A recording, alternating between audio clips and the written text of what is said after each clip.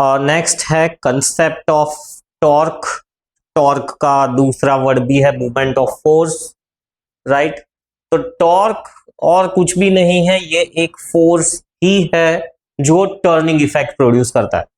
सो rotational motion अगर हो रहा है तो वो कोई भी ऑब्जेक्ट रोटेट क्यों कर रहा है, क्योंकि उसके ऊपर फोर्स एक्ट हो रहा है। और ये एक ऐसा फोर्स है जो टर्निंग इफेक्ट प्रोड्यूस कर रहा है, तो उस फोर्स को हमने एक स्पेशल नाम दिया हुआ है टॉर्क।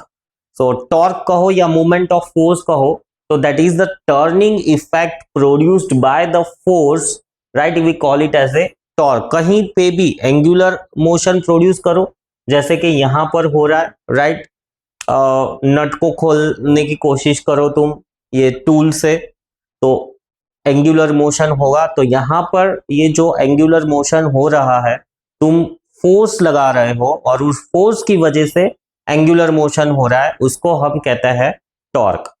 टॉर्क का फॉर्मूला है फोर्स इनटू लेंथ। इसका एक कॉमन अंडरस्टैंडिंग कि भाई टॉर्क अगर जनरेट करना है, मतलब अगर टर्निंग इफेक्ट जनरेट करना है, तो तुमको चाहिए फोर्स और लेंथ। अब लेंथ ज्यादा होगी तो अगेन टॉर्क ज्यादा होगा, फोर्स ज्यादा, अगर फोर्स ज्यादा लगाओगे तो भी टॉर्क ज्यादा होगा। जनरली हम फोर्स कम लगाना चाहते हैं, मैकेनिकल फोर्स या हमारी तरफ से लगने वाला एफर्ट हम कम से कम रखना चाहते हैं ना। ये नट को खोलने के लिए मुझे बहुत सारी ताकत नहीं लगानी है, मैं चाहता हूं कि वो इजीली खुल जाए। तो रेदर देन इंक्रीजिंग फोर्स मैं क्या करूंगा, लेंथ इंक्रीज कर दूंगा। तो ये रेंच की अगर लेंथ मैंने इंक्रीज कर दी है, राइट, सो लेंथ इंक्रीज करने पे यही नट अगर पहले मुझे 2 हाथों से ताकत लगानी पड़ रही थी, तो अब मुझे सिर्फ एक ही हाथ की ताकत से ये खुल जाएगा। सो ये है एक थियोरेटिकल अंडरस्टैंडिंग टॉर्क की। नेक्स्ट हम इसके मैथमेटिकल और रोटेशनल एस्पेक्ट पे आते हैं। सो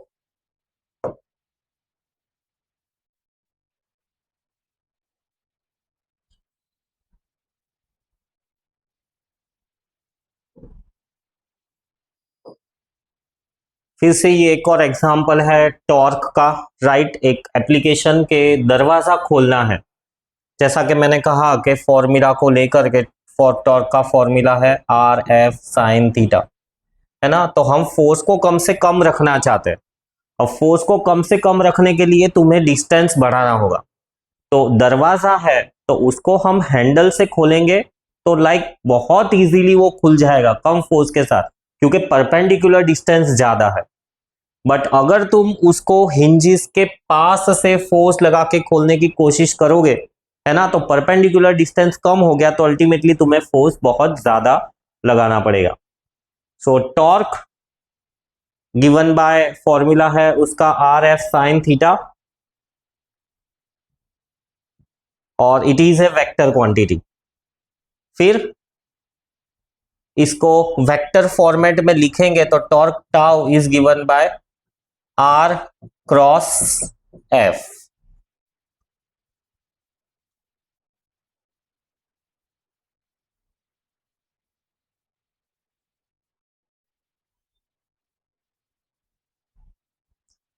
और क्योंकि वेक्टर क्वांटिटी है तो यहां पर डायरेक्शन भी होना चाहिए एन कैप, ये टॉर्क का डायरेक्शन देता है। टॉर्क का डायरेक्शन आर और एफ से परपेंडिकुलर ही होगा। ये फिगर से भी हम समझ सकते हैं कि फोर्स कैसे लगाया है, राइट, इस तरफ फोर्स लगाया है, और ये है हमारे आर का डायरेक्शन, ये है फोर्स का डायरेक्शन। तो टॉर्क किसके अलोंग एक्ट हो रहा है, टॉर्क कैसे जनरेट हो रहा है, torque along the axis generate हो रहा है। अलोंग द एक्सिस वो दरवाजा खुल रहा है, तो टॉर्क हमेशा अलोंग द एक्सिस काम करेगा, क्योंकि वेक्टर क्वांटिटी इन्वॉल्व है, राइट। तो क्रॉस प्रोडक्ट में हमेशा डायरेक्शन हमको राइट हैंड थंब रूल से मिलेगा। अलोंग दो जो हिंजिस है उसके अलोंग ही एक्ट करेगा, या तो ऊपर की तरफ अलोंग द हिंजिस, या तो नीचे की तरफ अलोंग द हिंजिस। सो दरवाजा बंद हो रहा है या खुल रहा है उस हिसाब से डिपेंड करेगा। अगर वो क्लॉकवाइज घूम रहा है, राइट, क्लॉकवाइज, अगर क्लॉकवाइज घूम रहा है तो टॉर्क नीचे की तरफ है अलोंग द हिंजिस, और अगर वो एंटी क्लॉकवाइज घूम रहा है तो टॉर्क ऊपर की तरफ है। क्लॉकवाइज वाला डायरेक्शन हम नेगेटिव लेते हैं और एंटी क्लॉकवाइज वाला डायरेक्शन हम पॉजिटिव लेते हैं। तो प्लस और माइनस साइन भी डायरेक्शंस को रिप्रेजेंट करने में काम आती है कि अगर क्लॉकवाइज मोशन हो रहा है राइट, तो उस टॉर्क को हम कहेंगे नेगेटिव, और एंटी क्लॉकवाइज मोशन हो रहा है तो उस टॉर्क को हम कहेंगे पॉजिटिव। टॉर्क का SI unit newton metre, CGS unit dyne centimetre right. इसका डायमेंशनल फॉर्मूला तो आर और एफ का मल्टीप्लीकेशन होगा। आर का डायमेंशनल फॉर्मूला है L टू द पावर 1 और एफ का डायमेंशनल फॉर्मूला MLT इनवर्स 2। तो अल्टीमेटली टॉर्क का डायमेंशन फॉर्मूला होगा ML² T इनवर्स 2। तो इतनी चीजें टॉर्क के बारे में याद रखनी है। नेक्स्ट है थोड़ा और डिस्कशन टॉर्क को लेके कि भाई क्लॉकवाइज मूवमेंट होगा या एंटी क्लॉकवाइज मूवमेंट होगा राइट। दोनों ही डायग्राम के हेल्प से समझ सकते हो। तो इसका फॉर्मूला लिख देता हूं सबसे पहले कि torque tau is equals to R cross F, scalar format में RF sine theta n cap which is the direction of the torque. तो इस फॉर्मूला को हम ऐसे भी अरेंज कर सकते हैं कि भाई R sine theta into F, या तो ऐसे भी अरेंज कर सकते हैं R into F sine theta right. कब ये अरेंजमेंट करने हैं, let us see from the example. तो अगर ये वाला एग्जांपल देखोगे है ना, तो ये रहा R जो कि फिक्स है और फोर्स कुछ ऐसे है। अब R और F एक दूसरे के परपेंडिकुलर होने चाहिए। अब एक दूसरे का परपेंडिकुलर बनाने के लिए फोर्स का लाइन ऑफ एक्शन में ड्रॉ करता हूं, ये कुछ ऐसा। टॉर्क कैलकुलेट करने के लिए R और F एक दूसरे के परपेंडिकुलर होने चाहिए राइट। अगर परपेंडिकुलर नहीं है तो हमें उसके कंपोनेंट ढूंढने होंगे सो दैट वो परपेंडिकुलर हो जाए। तो अब मैंने ये लाइन ऑफ एक्शन ड्रॉ कर लिया है, तो मेरे पास में ऑप्शन एक ये बचता है कि R को मैं परपेंडिकुलरली शिफ्ट कर दूं ऐसे, है ना, और दूसरा ऑप्शन बचता है कि F को मैं परपेंडिकुलरली शिफ्ट कर दूं ऐसे।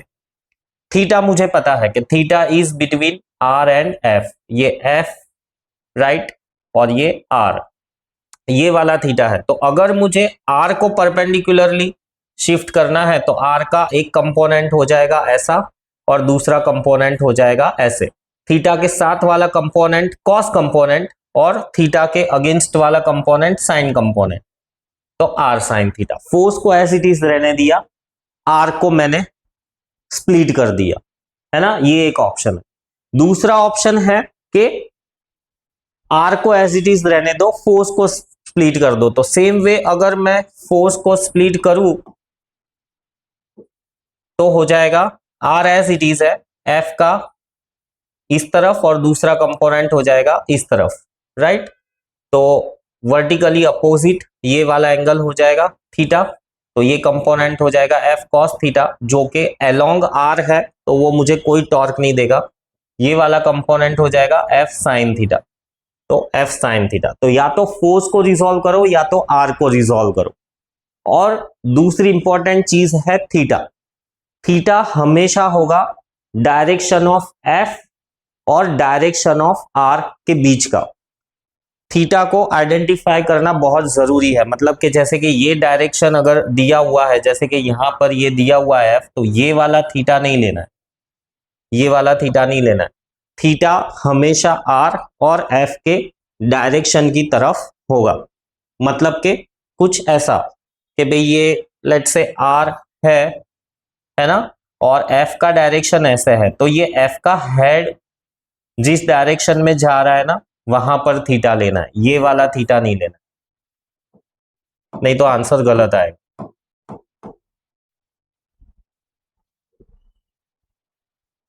सो एंगल कौन सा लेना है बहुत क्लियर होना चाहिए। अगर ये डायग्राम में भी देख लो तो ये है पॉइंट या एक्सिस ऑफ रोटेशन, यहां से ये हो गया R और ये है F राइट। तो ये कन्वेक्शन समझो, ये ऐसे थीटा आएगा, ये वाला थीटा नहीं आएगा, मेक श्योर। एक और अगर मैं डायग्राम ड्रॉ करके बताऊं तो लेट्स से ये एक्सिस ऑफ रोटेशन है ना, ये दरवाजा ड्रॉ कर देते हैं, ऐसे कुछ दरवाजा ड्रॉ कर देते हैं, यहां पर हिंजिंग है, तो एफ में लगाता हूं ऐसे कुछ, और ये रहा मेरा आर, राइट। तो आर और एफ ये वाला एंगल आएगा थीटा, ये वाला एंगल नहीं लेना है, डायरेक्शन में लेना है, इन द डायरेक्शन जाना चाहिए, हेड और इसकी टेल, राइट। ये हेड जा रहा है और हेड फिर आगे कनेक्ट दूसरे हेड को कर रहा है, तो इस हिसाब से थीटा लेना है। सो ये थी एक चीज थीटा के बारे में, आर साइन थीटा या एफ साइन थीटा दोनों में से किसी को भी स्प्लिट कर सकते हो, वो एक दूसरा पॉइंट था। अब तीसरी बात है इसमें, इस फॉर्मूला के बेसिस पे कि t is equals to r F, tau is equals to r F sine theta, अगर थीटा जीरो है ना, जैसे कि ये यहाँ पे था, थीटा जीरो हो गया, आर और एफ थीटा जीरो हो गया, आर भी उस डायरेक्शन में है और एफ भी उस डायरेक्शन में है, तो दोनों पैरेलल टू वन अनदर है, पैरेलल टू वन अनदर यानी थीटा जीरो हो जाएगा। एफ को थोड़ा सा ऐसा कर दो तो अब कुछ ना कुछ थीटा है, फिर एफ को एकदम सीधा कर दो तो अब थीटा हो जाएगा 90 डिग्री। तो अगर थीटा जीरो है तो साइन जीरो की वैल्यू तो जीरो, तो टॉर्क हो जाएगा जीरो। मतलब दरवाजे को पैरेलली धक्का मारोगे तो दरवाजा खुलने वाला नहीं है, थोड़ा तो थोड़ा एंगल बनना चाहिए। दूसरा, अगर थीटा 90 डिग्री है, राइट, एग्जैक्टली परपेंडिकुलरली, जैसे कि ये बोर्ड है उस एक्सिस के अलोंग रोटेट कर रहा है, तो एग्जैक्ट 90 डिग्री पे मैं फोर्स लगाऊंगा तो मुझे मैक्सिमम टॉर्क मिलेगा, आर एफ। सो ये भी याद रखनी है बात। सो this is about torque, movement of force, right. यहां पे भी ये डायग्राम्स भी सेम ही बता रहे हैं कि ये एक्सिस ऑफ रोटेशन है, ये हो गया आर, और इस डायरेक्शन में फोर्स लगा रहे हैं तो ये हो जाएगा थीटा। अब या तो आर को ऐसे स्प्लिट कर दो, है ना, और दूसरा ऑप्शन है आर को ना स्प्लिट करते हुए फोर्स को स्प्लिट कर दो। Examples of the torque, opening a hinged door, hinging होना चाहिए, एक्सिस ऑफ रोटेशन होना चाहिए, नहीं तो फिर टॉर्क का कोई मतलब नहीं है। जैसे कि ये मार्कर है, अब इसका कोई एक्सिस ऑफ रोटेशन नहीं है, मैं फोर्स लगाऊंगा तो ये गोल नहीं घूमेगी, ये लीनियर मोशन में चली जाएगी। बट अगर मैं इसको एक जगह से हिंजिंग कर देता हूं, पकड़ के रखता हूं और अब फोर्स लगाता हूं तो ये गोल घूमेगी। सो हिंजिंग होना चाहिए। Using a wrench, right, riding a bicycle, pedalling करते हैं हम तो टॉर्क अप्लाई करते हैं पैडल्स पे, अल्टीमेटली रोटेशनल मोशन होता है पहियों का और हम आगे जाते हैं। Using a seesaw, turning a car steering wheel, तो कहीं पे भी टर्निंग इफेक्ट प्रोड्यूस होता है, वो सारे के सारे एग्जाम्पल्स है टॉर्क के। हाँ, ये यहाँ पर भी डोर का बता हुआ है कि एग्जैक्टली हिंज पे फोर्स अप्लाई करोगे तो परपेंडिकुलर डिस्टेंस जीरो हो जाए। ये भी एक केस है कि परपेंडिकुलर डिस्टेंस जीरो है, अल्टीमेटली टॉर्क जीरो है। यहां पर परपेंडिकुलर डिस्टेंस मैक्सिमम है, फोर्स भी एग्जैक्ट 90 डिग्री पे है, तो यहां पे टॉर्क मैक्सिमम है। और यहां पे देखो आर कम कर दिया है हमने, अब आर कम कर दिया है तो अल्टीमेटली फोर्स ज्यादा चाहिए होगा, फोर्स शुड बी मच, और ऐसा करेंगे तो थीटा जीरो हो जाएगा कि दरवाजे के पैरेलली फोर्स लगा रहे हैं, अल्टीमेटली टॉर्क भी जीरो होगा, कोई भी टर्निंग इफेक्ट प्रोड्यूस नहीं होगा। Question 1, find the torque of a force F is given about the origin which acts on a particle whose position vector r is given। तो कैसे कैलकुलेट करेंगे? Torque will be given by I J K, right, determinant बनाना पड़ेगा और इस determinant के अंदर F -7 2 -1, ये F के कोऑर्डिनेट्स लिख दिए और ये R के कोऑर्डिनेट्स और 1, तो I into -2 into 1 -2 -7 minus j into 5 1 5। Vectors cross product को कैसे सॉल्व करते हैं, मैंने कहा कि भाई इस चैप्टर में खास करके क्रॉस प्रोडक्ट का काफी एप्लीकेशन है, तो उसको अच्छे से रिवाइज कर लो। -14 एंड प्लस k इंटू 5 1 -5 और माइनस माइनस 4, सो ये आएगा +7 +5i, ये आ जाएगा 9 -9 +9j, और ये आ जाएगा -1 यानी -k कैप। तो ये इतना टॉर्क प्रोड्यूस होगा। फॉर्मूला इसका है R क्रॉस F, तो पहले R लिखना पड़ेगा फिर F आएगा, मैंने पहले F लिख दिया। तो इन दोनों को इंटरचेंज करोगे तो क्या होगा, आंसर तुम्हारा माइनस से मल्टीप्लाई हो जाएगा, तो -5i -9j +k, ये वाला आंसर है। ये कोई भी दो रो को इंटरचेंज करता है ना, तो जो वैल्यू होगी वो माइनस से मल्टीप्लाई हो जाएगी। तो अगर इन केस तुमसे भी ऐसी कोई गलती हो जाए तो माइनस से मल्टीप्लाई कर दो, कैलकुलेशन सेम टू सेम ही रहने वाला है। पहले R लिखना है फिर F लिखना है।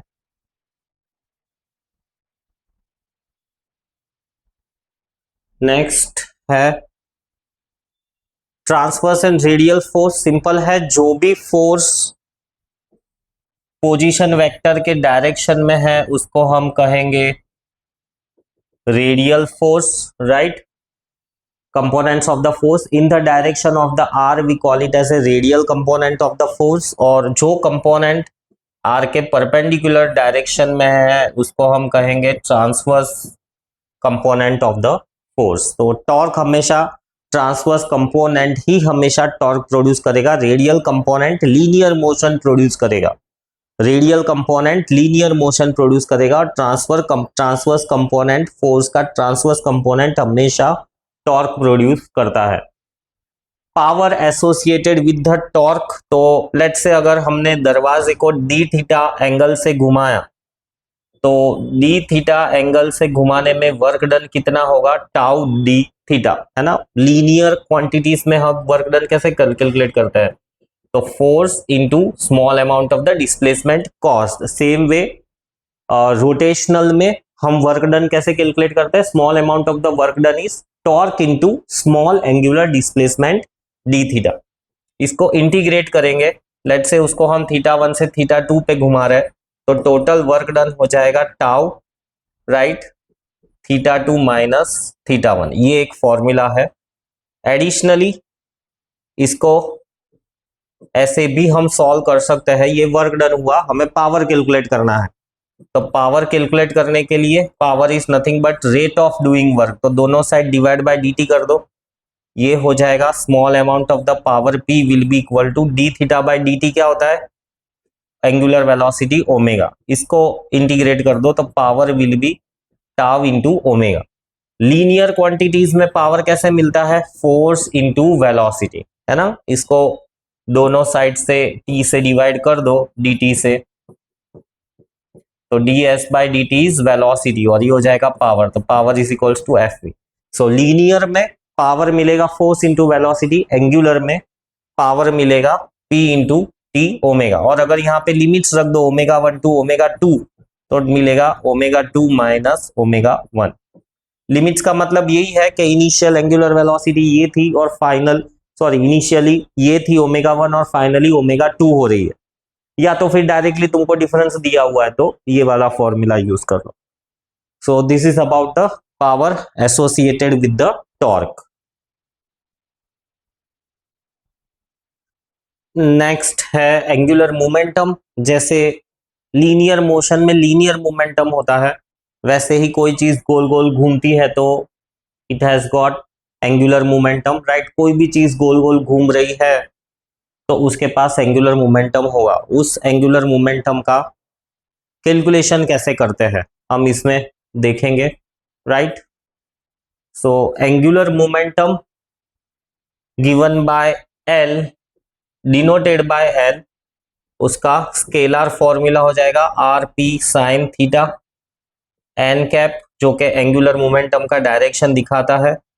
Angular momentum is a vector quantity, r cross p ये उसका वेक्टर फॉर्मूला हो जाएगा, राइट। वंस अगेन थीटा कैसे डिसाइड करोगे, तो ये आर, राइट, और ये पी, तो उस हिसाब से ये वाला एंगल हो जाएगा तुम्हारा theta, are p sine theta. फिर अगेन सेम टॉर्क के जैसा डिस्कशन के अगर आर और पी परपेंडिकुलरली नहीं दिए हुए हैं तो हमारे पास में ऑप्शन ये है कि या तो आर को स्प्लिट कर दो और उसका परपेंडिकुलर कंपोनेंट ले लो, या तो फिर पी को स्प्लिट कर दो और पी का परपेंडिकुलर कंपोनेंट ले लो, कैसे भी। सो यहां पर भी इस डायग्राम में राइट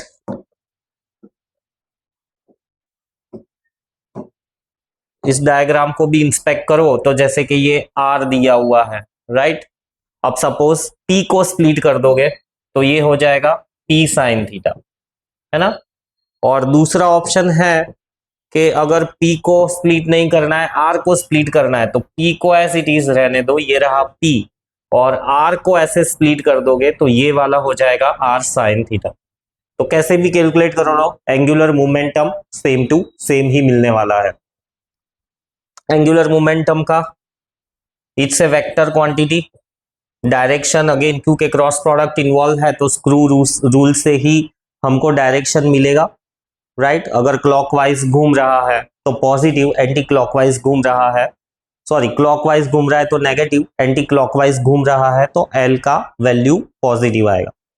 फिर इसका यूनिट, ऐसा यूनिट राइट मोमेंटम का है केजी मीटर पर सेकेंड, और आर मल्टीप्लाई हो जाएगा तो केजी मीटर स्क्वायर पर सेकेंड। और इसी में से हम डायमेंशन भी ढूंढ सकते हैं, m पावर l का पावर 2 और t का power -1। So this is about angular momentum. फिर नेक्स्ट आता है geometrical meaning of angular momentum. अब एंगुलर मोमेंटम रोटेशनल मोशन में बहुत इंपॉर्टेंस होल्ड करता है, तो एंगुलर मोमेंटम से हम बहुत सारे कंक्लूजन्स भी निकाल सकते हैं। एंगुलर मोमेंटम की हेल्प से हम काफी सारी चीजें कैलकुलेट भी कर सकते हैं। तो ये जो हमने देखा ये एक फंडामेंटल फॉर्मूला था या फंडामेंटल्स थे एंगुलर मोमेंटम के बारे में। However angular momentum as I said कि ये बहुत और चीजों को भी कैलकुलेट करने में, एनालाइज करने में हेल्प करता है। तो एंगुलर मोमेंटम का एक मतलब निकलता है कि एंगुलर मोमेंटम हमको एरियल वेलोसिटी ढूंढ के देता है। कि application of the angular momentum to the earth, angular momentum of a particle about a given axis is twice the product of mass into the areal velocity of the particle. So angular momentum ऐसा said कि एक तो वो तो है, उसके अलावा ये एरियल वेलोसिटी, एरियल वेलोसिटी का मतलब है कि वो गिवन टाइम के अंदर कितना एरिया स्वीप कर रहा है। जैसे कि ये पार्टिकल इधर था राइट, और इधर था और थोड़ी टाइम के बाद में वो इधर आ गया है, तो ये इतना उसने एरिया स्वीप किया। अब इतना एरिया स्वीप करने में टाइम लगा dt, और लेट्स से ये एरिया है dA। तो एंगुलर मोमेंटम को इस एरियल वेलोसिटी के साथ हम इस फॉर्मूला से कोरिलेट कर सकते हैं। So aerial velocity, it is the area swept in given time multiplied by twice the mass. Relationship between the angular momentum and the torque. तो angular momentum L right और torque tau, इन दोनों के बीच में क्या relation है।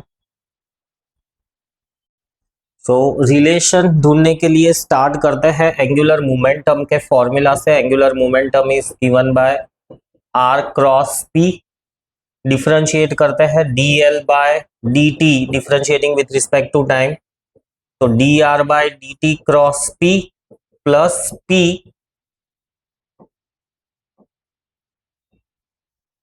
Plus r as it is differentiation of p dp by dt।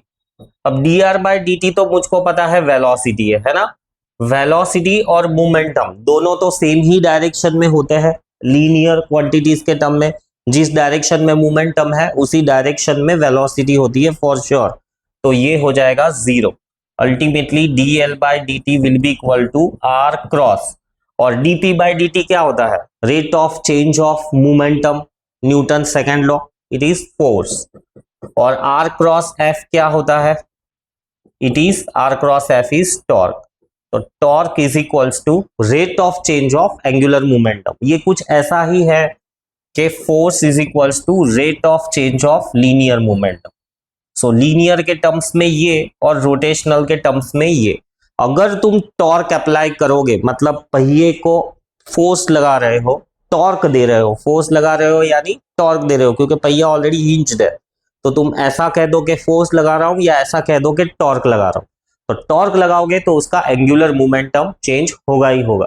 से just like force लगाओगे तो मोमेंटम चेंज होगा ही होगा। मास तो चेंज नहीं होता है, वेलोसिटी चेंज होती है। तो फोर्स लगाओगे, फुटबॉल था, जा रहा था, उसको फोर्स लगाया तो उसकी वेलोसिटी चेंज हो गई। सेम रे, ऑब्जेक्ट घूम रहा था, अब उसको टॉर्क लगाया तो वो अब और ज्यादा कुछ एंगुलर वेलोसिटी से या एंगुलर मोमेंटम से घूमेगा।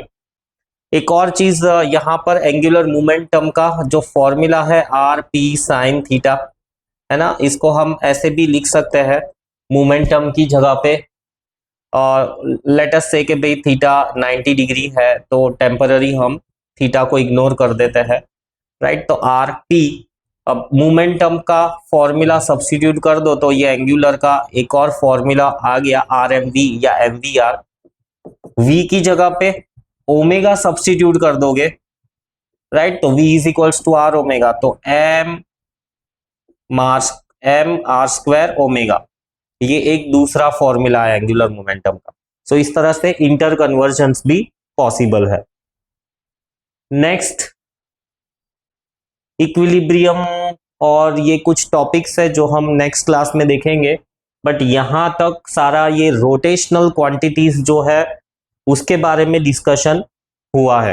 तो पहली रोटेशनल क्वांटिटी थी angular displacement theta, rate of change of angular displacement is omega, right, rate of change of angular velocity is angular acceleration alpha, right.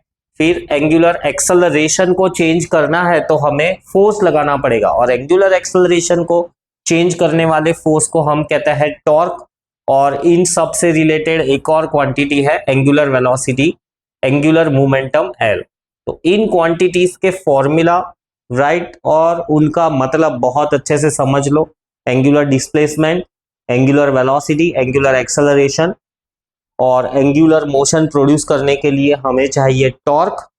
और एंगुलर मोशन को बहुत अच्छे से समझने के लिए हमें चाहिए इसका नॉलेज, एंगुलर मोमेंटम का। एंगुलर मोमेंटम बहुत इंपॉर्टेंस होल्ड करता है रोटेशनल मोशन में, राइट। यहां पर हमने देखा कि एंगुलर मोमेंटम का ये एक रिलेशन, एंगुलर मोमेंटम का टॉर्क के साथ में रिलेशन, है ना। फिर एंगुलर मोमेंटम का लीनियर वेलोसिटी के साथ भी रिलेशन है, एंगुलर मोमेंटम का ओमेगा के साथ भी रिलेशन है। तो एंगुलर मोमेंटम एक वो क्वांटिटी है कि जो हमको रोटेशनल मोशन को समझने के लिए हेल्प करती है।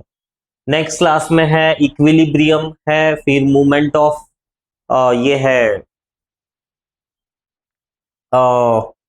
मूवमेंट ऑफ फोर्स से रिलेटेड कुछ क्वेश्चंस है, वो सब कुछ। तब तक के लिए बाय बाय।